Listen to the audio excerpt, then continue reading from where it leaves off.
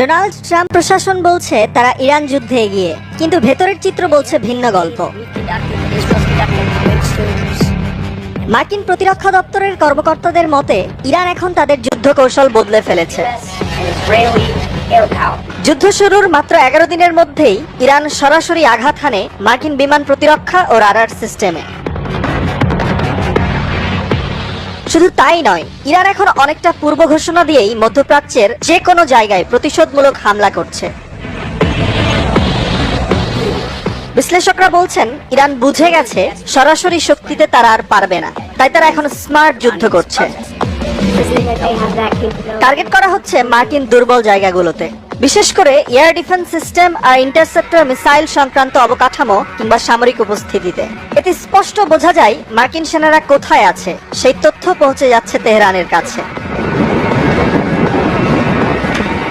আরো চিন্তার বিষয়, আগের যুদ্ধগুলোতে ইরান সাধারণত আগে সতর্ক বার্তা দিত, কিন্তু এবার কোনো সতর্কতা নেই, সরাসরি আঘাত। ইরানের কৌশলের মূল অস্ত্র হাজার হাজার সস্তা ড্রোন, যা দিয়ে তারা শত্রুদের অর্থনৈতিক ও মানসিক দুদিকেই আঘাত করছে। কারণ সস্তা এসব ড্রোন ঠেকাতে তাদের খরচ করতে হয় মিলিয়ন ডলারের ইন্টারসেপ্টর, আবার না ঠেকালে পোহাতে হয় আরো বড় ক্ষয়ক্ষতির বোঝা। মার্কিন প্রতিরক্ষা মন্ত্রী পিট হেগসেথ তাই স্বীকার করেছেন এমন প্রতিক্রিয়া তারা আশা করেননি।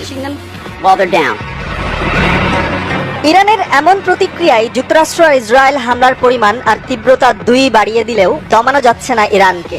কারণ এবার কোনোভাবেই ফাঁকি দেওয়া যাচ্ছে না ইরানের চোখকে। কাতার, কুয়েত, সংযুক্ত আরব আমিরাত, সৌদি আরব, ইরাক এবং বাহরাইনের যে কোনো হোটেল কিংবা সামরিক স্থাপনায় লুকিয়ে থাকা সেনাদের নিখুঁত টার্গেটে মারা হচ্ছে। সেই সাথে দেশগুলোতে থাকা বিলিয়ন ডলারের মার্কিন সামরিক সম্পদ ধ্বংস করছে একের পর এক। এবার যুদ্ধে ইসরায়েলের অবস্থা আরো করুণ। উত্তর দক্ষিণ কোনো দিকেই নিরাপদ নয় ইসরায়েল। দিনে 4-5 বার করে বাজছে সাইরেন, আর সব ফেলে পালাচ্ছে তারা। ইরানের প্রতিশোধমূলক হামলায় ক্ষতিগ্রস্ত হচ্ছে পারমাণবিক গবেষণা কেন্দ্র, শিল্পাঞ্চল কিংবা বিদ্যুৎ স্থাপনা। আর লেবানন দখলে থাকা সেনাদের হতাহতের খবর আসছে প্রতিদিন। এমন চাপে পড়ে ইরানের ক্ষেপণাস্ত্র ড্রোন সক্ষমতা ধ্বংসে মরিয়া ট্রাম্প ও নেতানিয়াহু। কিন্তু ভয় এখানেই, পেন্টাগন এখনো জানে না ইরানের সব ক্ষেপণাস্ত্র কোথায় আছে।